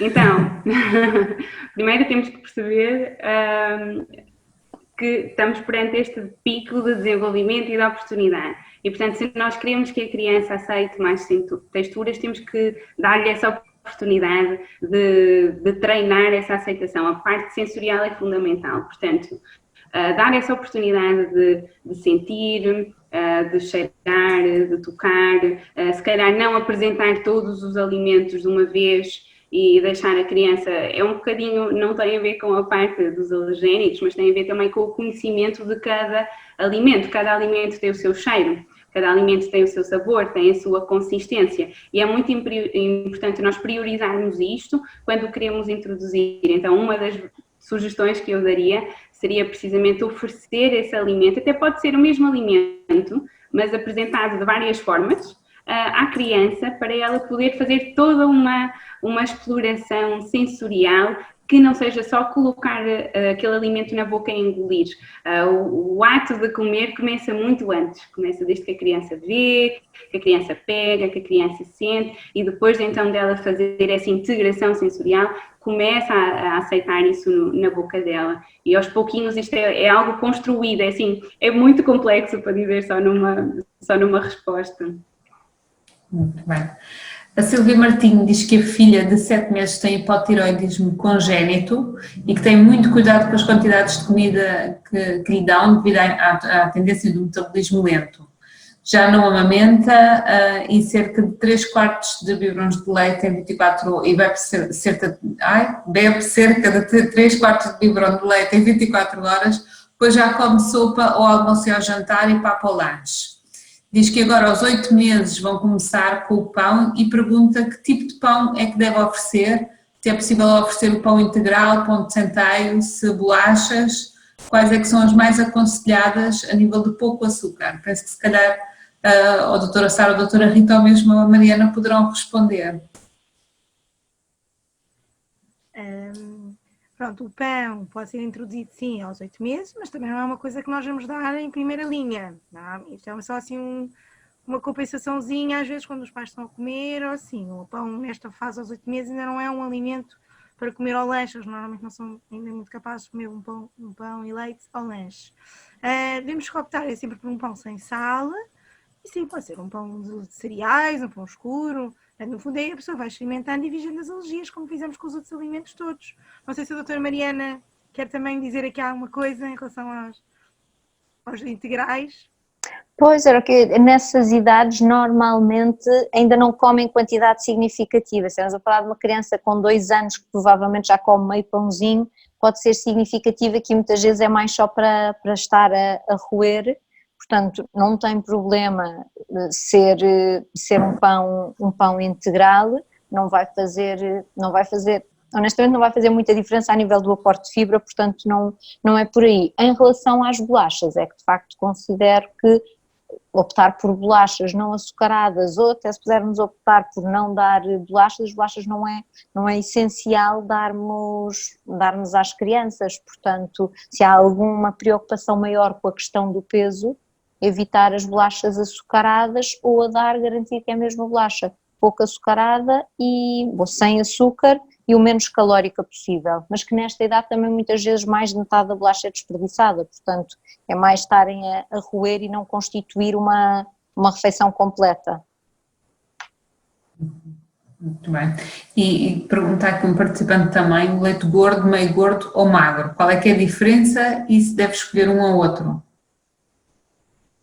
Para que idades? Aí vai depender das idades. De uma forma geral, não recomendo leite gordo de todo e para crianças também não recomendo o leite magro. Diria o leite meio gordo seria o mais equilibrado a nível de vitaminas e minerais, mas obviamente que avalio sempre caso a caso, porque se for um caso de obesidade infantil já assim mais preocupante, poderá fazer sentido passar para um leite magro. Muito bem. A Inês Costa refere aqui que tem um filho que iniciou a sopa aos 5 meses e que vai começar agora com 5 meses e meio as papas e pergunta quais é que deve fazer, se papas lácteas ou não lácteas, diz que não quer dar papas com açúcar e portanto pergunta quais é que são as melhores nesta situação.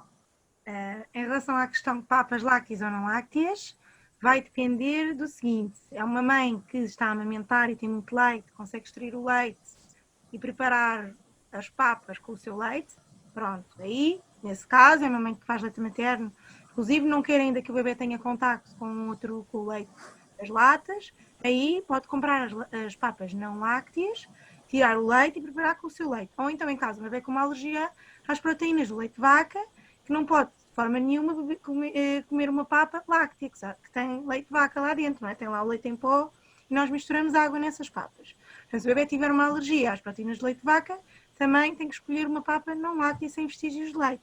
Então, são assim as duas principais situações em que faz mais sentido comprar a papa não láctea. Todos os outros bebês que já bebem leites de lata ou que as mães que estão a amamentar não têm leite suficiente para estar a extrair, aí nesse caso fazem as papas lácteas.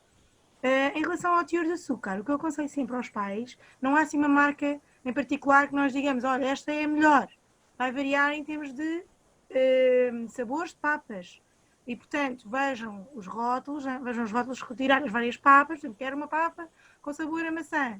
Vai ver das várias que existem, e que tiver menos açúcar, menos calorias, é que a mãe vai trazer. Não nos devemos fixar só numa marca porque é muito variável. É mais ou menos isto que eu costumo aconselhar aos pais. Muito bem.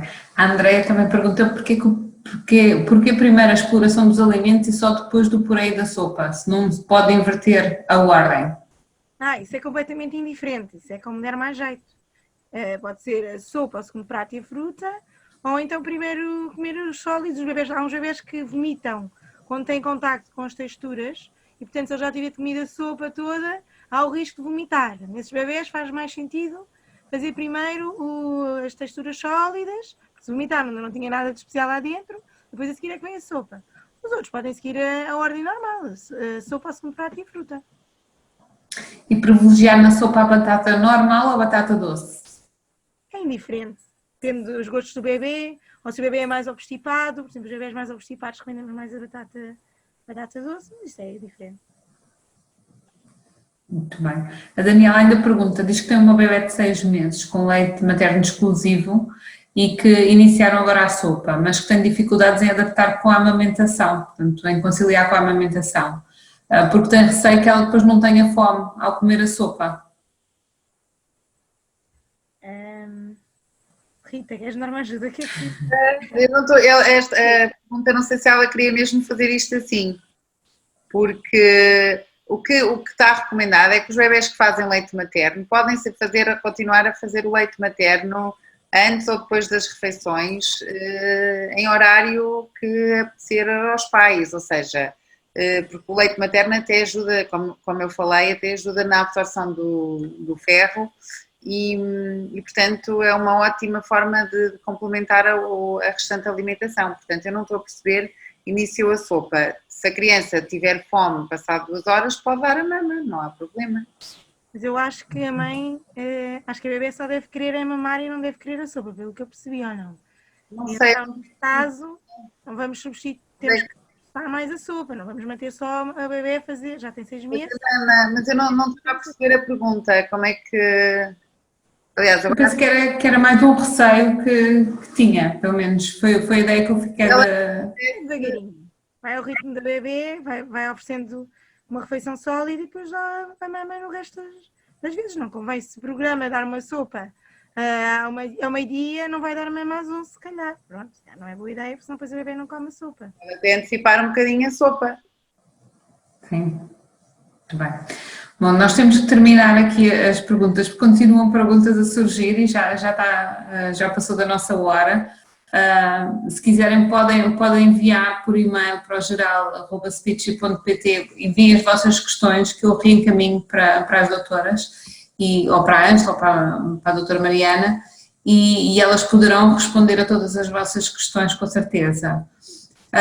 Eu quero, antes de mais, agradecer a presença de todos, de todas as oradoras e de quem nos está a ver também, que investiu tempo em estar aqui connosco hoje. Muito obrigada também à doutora Rita por ter aceito este convite para estar aqui connosco hoje, que enriqueceu bastante aqui o nosso painel e enriqueceu bastante o dia com todo o conteúdo que entregou e todas as ferramentas que possibilitou as pessoas terem de facto acesso. À doutora Sara também um agradecimento também muito especial, porque fiz o convite para as duas por causa da página do BAB da Pediatria que eu seguia e que continuo a seguir, porque é de facto uma página muito interessante e quem não segue deve ir lá seguir também, porque de facto as partilhas que fazem têm bastante conteúdo, no sentido em que acabam por desmistificar aqui alguns receios e algumas questões que os pais têm relativamente ao desenvolvimento, não é? Porque é constantemente um desafio que os pais têm que ultrapassar. É?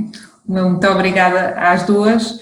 À doutora Mariana também agradeço imenso ter estado connosco hoje, ter aceito também o meu convite para estar aqui e o desafio, porque apesar da área infantil não ser a especialidade da doutora Mariana, trabalha também bastante com grávidas e, portanto, acaba diretamente por influenciar depois a nível da alimentação infantil, porque está de facto relacionado o que as grávidas comem com depois o que as crianças vão ingerir mais tarde. Portanto, muito obrigada também pela sua presença e à querida Ângela também, obrigada Ângela por ter estado aqui hoje, foram partilhas maravilhosas, é sempre um gosto muito grande ouvir-te. Eu queria acrescentar também que a Ângela tem um curso de introdução alimentar em que explica de A até Z como é que se deve fazer esta introdução alimentar. A Ângela estruturou esta formação em 8 módulos, é uma formação online que está disponível para as pessoas fazerem mediante o horário que têm e poderem coordenar com a sua vida, porque quem tem filhos, e especialmente pequenos, que está nesta fase, é muito difícil conciliar os horários.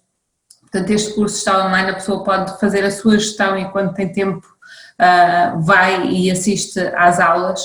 A Ângela está também sempre presente para responder a qualquer questão, portanto o curso é acompanhado pela Ângela, portanto a pessoa não chega lá e faz o curso e pronto, é sempre acompanhado pela Ângela, pode colocar as questões que a Ângela vai fazer desse acompanhamento, tem workbooks para que as pessoas possam também aplicar o que vão aprendendo nas aulas e poderão sempre também aceder ao nosso grupo privado que temos relacionado com os nossos cursos para que se possa sempre fazer esse acompanhamento e esclarecer também dúvidas. Eu vou pôr aqui no chat e depois vou enviar por e-mail também o link para o curso. Nós hoje vamos disponibilizar o curso para quem esteve presente no dia de hoje. Vamos disponibilizar o curso a um valor bastante mais acessível do que o valor normal do curso, o valor do curso é 149 e nós vamos disponibilizar a 97 para quem esteve presente e vamos enviar também um e-mail para quem quiser. E, portanto, amanhã vamos ter o nosso grande dia de fortalecer relações familiares neste âmbito da pandemia. Vamos ter também oradores que vão abordar aqui esta questão.